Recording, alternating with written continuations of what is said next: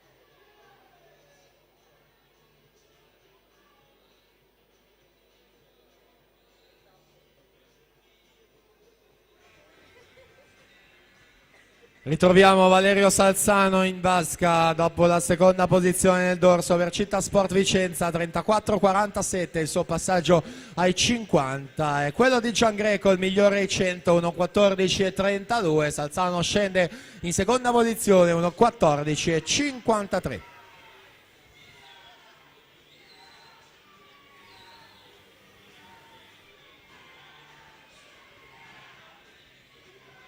125 metri, Salzano 5, Giangreco 4, con il portacolori della Città Sport Vicenza che ha riscavalcato il portacolori della Vissauro, riportandosi là davanti in prima posizione. Vediamo il riferimento ai 150 metri, 38,49 il terzo tratto, Giangreco 39,50 e poi sempre stabile alla terza posizione Luca Farinella con 40,33.